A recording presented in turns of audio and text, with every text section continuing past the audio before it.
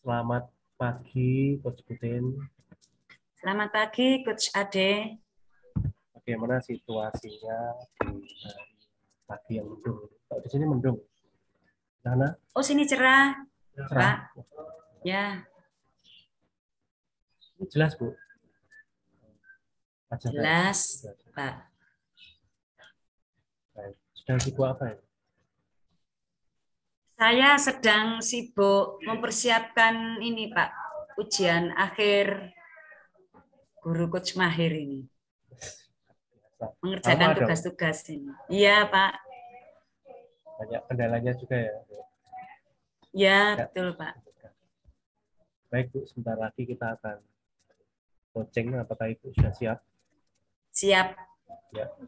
Coaching di sini artinya kita akan berusaha untuk menemukan langkah-langkah tujuan apa yang kita capai.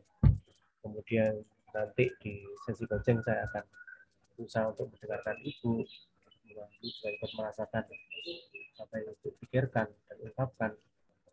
Dan nanti mungkin saya akan memberikan umpan balik dan juga akan catatan-catatan dan nanti kiranya bisa jadi berguna untuk bertanya dan juga mengungkap dan lebih jauh tentang tujuan yang ingin dicapai sehingga tujuan itu bisa capai maksimal. Gitu Bu ya. Ya, Pak. Di akhir sesi coaching ini apa yang ingin Ibu dapatkan?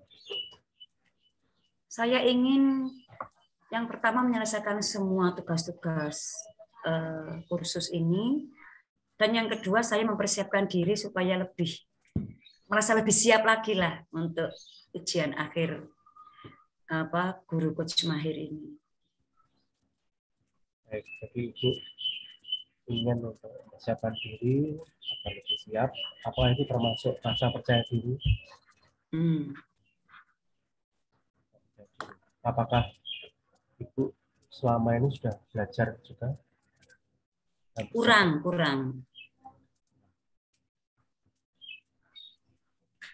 Nah, tapi semangatnya tinggi Bu ya. Ya, puji Tuhan lah masih punya semangat. Kurang persiapan ini gejalanya apa Bu? Gejalanya kok Ibu merasa kurang? Ya, terus terang ya, coaching itu ilmu yang baru sekarang ini. Bagi saya itu sesuatu yang baru. Kemudian yang kedua, materinya itu banyak. Kan seminggu kita dapat materi itu 3 ya. Itu yang materi baru itu jadi membutuhkan pencernaan yang pelan-pelan bagi saya. Tapi kan terus ya, ilmu baru dan bagi saya itu penting sih. Makanya itu saya ikuti aja.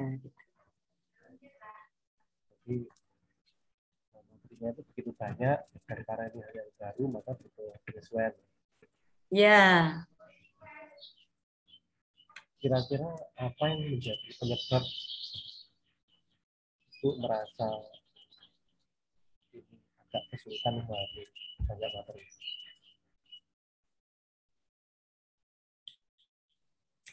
ya karena ya kalau sesuatu yang baru terjadi saya masih mencerna belum bisa bahkan kadang-kadang ini masih belum paham gitu saya dapat lagi.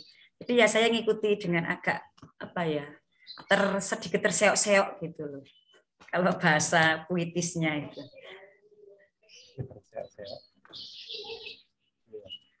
Apakah itu juga memikirkan orang lain kok lancar ya, jangan aku juga kok merasa belum terlalu bisa? Apakah itu juga muncul pikiran ini?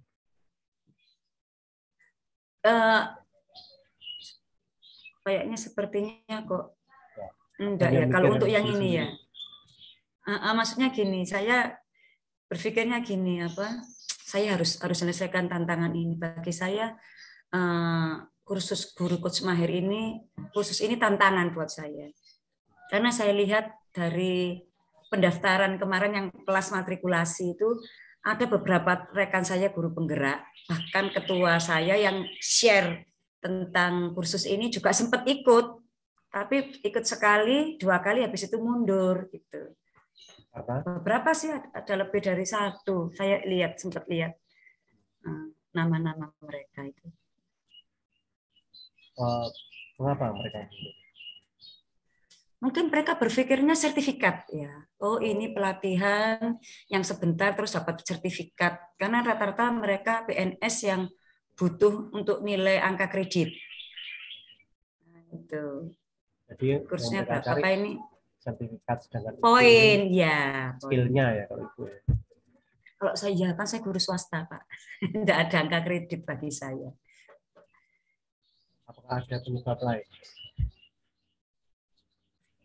Waktu itu penyebab lainnya itu saya ingin menggunakan itu karena menarik ya. Kira-kira bisa enggak ya saya terapkan itu untuk murid saya. Tapi begitu saya, karena sudah terlanjur kadung basah ya waktu ikut matrikulasi, kok menarik ini. Dan saya pikir kok ini ada berhubungan dengan pelayanan saya di gereja itu. Waktu saya sebagai pemimpin kelompok gitu, saya pikir ini penting gitu dan bisa dipergunakan. Itu akan membuat saya lebih semakin tertantang. Jadi awalnya Ibu merasa sulit, kemudian setelah ada daya dukung, alasan-alasan pendukung seperti pelayanan di gereja, kemudian para anak itu menjadi tambah ya. Tetap semangat sih, menjaga semangat.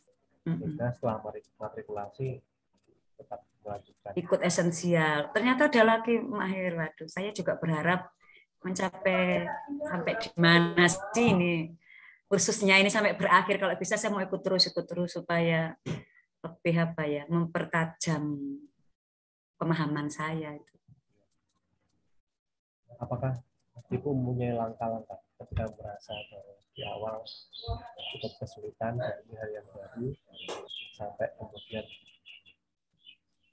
kursus esensial, kemudian Mahir, ini langkah-langkah apa yang dilakukan untuk memperkuat rasa percaya diri? Langkah-langkahnya saya berusaha setiap memang waktunya kan habis pulang sekolah kadang lelah ya, ikut Zoom itu saya masih kadang praktek itu saya merasa itu belum berhasil karena pemahaman saya kan masih kurang gitu ya Pak. Tapi saya setiap video itu saya buat catatan, kemudian kalau lagi pertemuan itu saya urek-urek gitu. Nah, itu saya kumpulkan. Karena kalau hanya melihat saja tanpa saya melakukan sesuatu, itu nyantolnya kayaknya tidak bisa lama. Jadi harus saya gambar, saya tulis gitu. Jadi langkah yang pertama itu membuat catatan. Ada langkah kedua. Langkah kedua, saya pada waktu praktek itu awalnya kesulitan cari klien. Setelah dibuat kelompok itu, saya senang. Ternyata ada juga teman-teman yang setia seperti Pak Ade, Bu Yeti.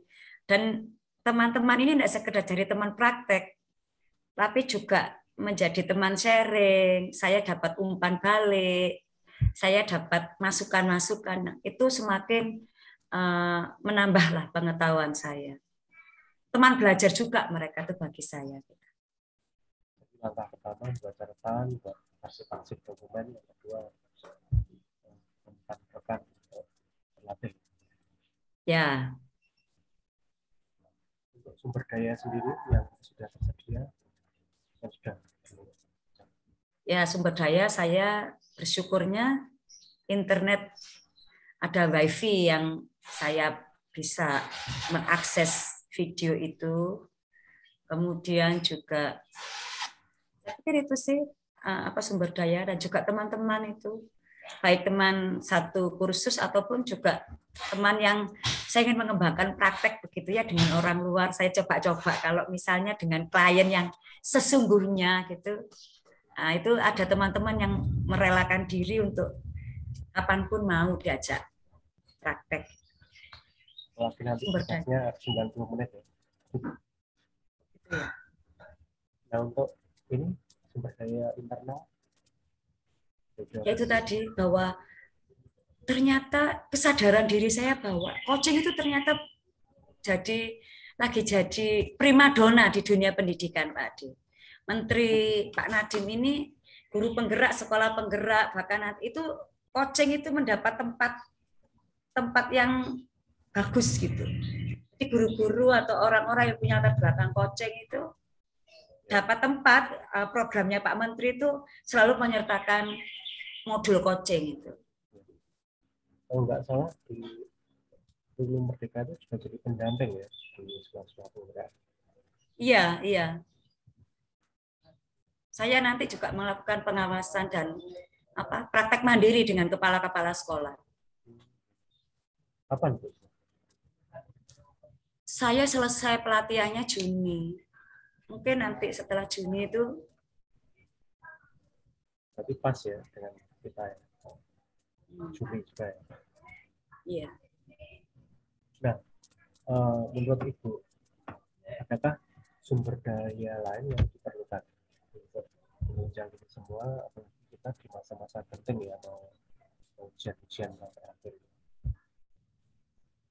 Itu tadi sih saya pikir internal itu tetap bahwa itu penting bagi saya. Itu sangat penting bagi karir juga. Toh kalau saya mau ingin ikut program pemerintah apa itu, ini syaratnya itu harus bisa coaching. Itu satu-satunya peluang. Kalau kurikulum kan saya banyak saingan dengan guru-guru yang lain. Tapi kalau coaching itu di guru-guru sedikit banget yang tahu. Itu yang akhirnya mendorong saya untuk antusias sekali. Dan juga berguna sih Pak buat pembelajaran di kelas saya. Ya, luar biasa. Nah, sekali ya untuk tentang guru maupun murid juga. Iya. Mungkin hasil akhirnya. Ibu rasa percaya diri yang dibangun itu, kira-kira sampai sekarang ini di persentase atau di angka itu motivasi itu. Sebelumnya itu saya seperti anak-anak yang aman di dalam kursus gitu ya. Ya, saya masih 5, 4. Begitu kemarin saya praktek dengan orang luar dan saya minta feedback dari mereka, ternyata mereka sudah, maksudnya pujian, bukan saya terus gila pujian, bukan, tapi artinya berarti saya sudah mulai bisa gitu. Nggak terlalu mengecewakan lah bagi mereka. Nah, ketika sekarang sudah 7. Lumayan lah. 6, 7 gitu. Jadi kalau dulu awalnya itu merasakan dan memikirkan itu kok sulit. Sekarang yang dirasakan setelah bisa melakukan saya lebih suka itu mengalir aja begitu. Perasaan itu apakah ada atau merasa potensi meningkat? Ya, saya memang harus banyak jam terbang ya Pak Aldi. Jam terbangnya mungkin masih sangat-sangat kurang ya. Gitu. Makanya harus sering praktek ya, supaya lebih menambah keyakinan gitu ya. Jadi apakah ada perubahan? Ada. Bisa diceritakan. Saya sekarang dikit-dikit saya selalu menggunakan coaching ini pendekatannya saya katakan adalah misalnya ada kemarin saya sudah cerita ya Pak, murid saya itu nangis tiba-tiba, awalnya saya jengkel, tapi waktu saya tanya secara pelan-pelan kenapa, dia cerita kesulitannya apa. Biasanya saya jadi guru itu langsung memberi nasihat. Kemarin enggak, saya tanya, kalau begitu harus bagaimana supaya enggak ada masalah yang seperti ini. So ambil nangis dia cerita, itu saya suruh diem. Terus saya tanya dia.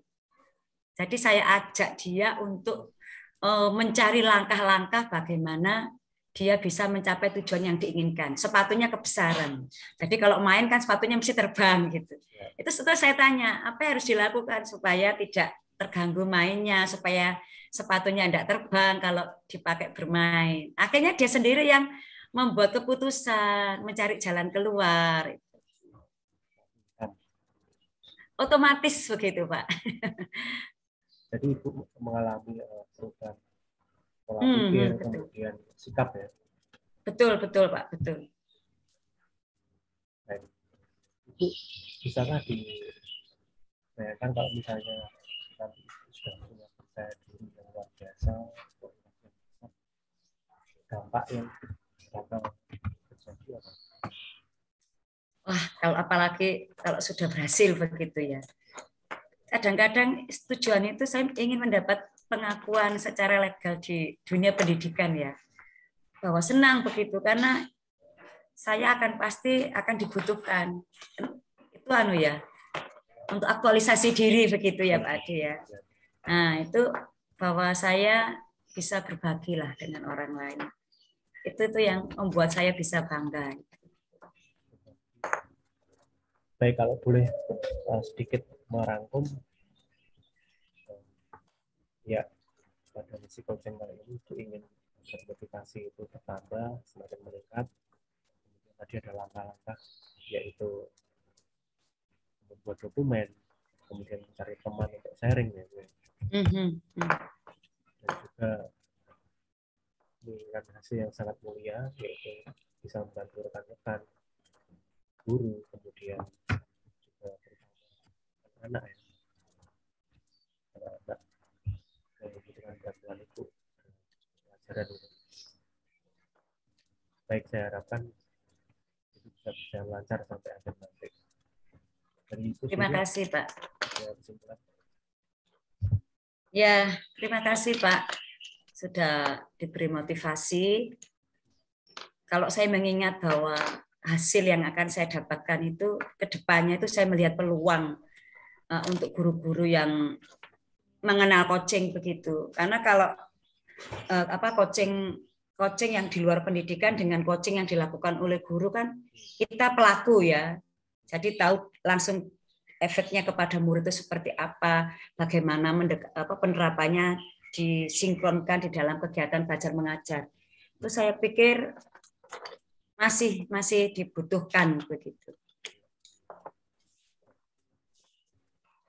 Nah, setelah ini kira-kira action apa ya segera Ibu lakukan?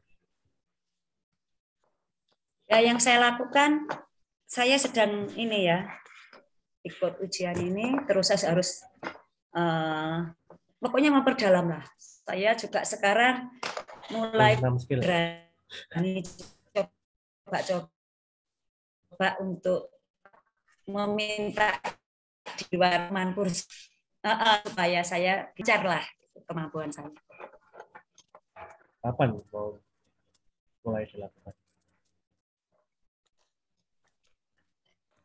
Kapan mulai? Saya sudah mulai kemarin melakukan karena keadaan kepepet. Mungkin saya akan ada jadwal tetap itu, saya akan ya mungkin minggu depan saya mencoba 1 minggu 1 kali lah. Saya pilih teman yang sekiranya mau saya ajak, itu saya akan coba praktek begitu. Diharuskan aja. Ya, masih ini Pak banyak ini pelatihan 2 bulan ini penuh. Tantangan. Iya, ngatur waktu. Baik, terima kasih Bu. Semoga sesi ini bermanfaat ya. Sampai jumpa lagi di sesi berikutnya. Terima kasih Pak Ade.